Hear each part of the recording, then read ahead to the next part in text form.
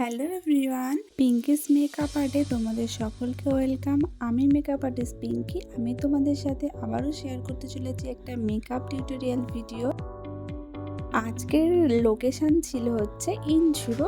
ওর শ্বশুরবাড়ি থেকে আমার 28 বুকিং ছিল, তো সেইভাবেই আমি ওকে রেডি করেছি। ওর শাড়ির কালারটা খুব সুন্দর ছিল।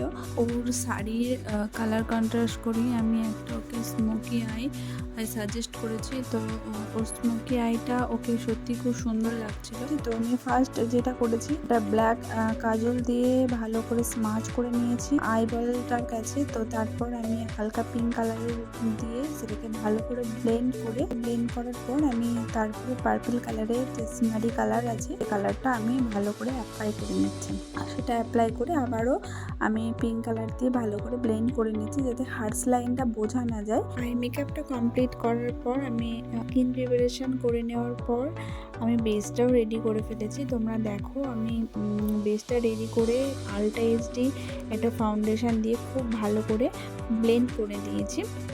যারা আমার চ্যানেলটাকে এখনও সাবস্ক্রাইব করোনি তারা প্লিজ আমার চ্যানেলটাকে সাবস্ক্রাইব করো এরকম ভালো ভালো টিউটোরিয়াল ভিডিও দেখার জন্য। আর এই লুকটা ভালো লাগলে অবশ্যই লাইক কমেন্ট শেয়ার করো। তোমাদের কেমন লেগেছে ফুল লুকটা অবশ্যই আমাকে জানিয়ে।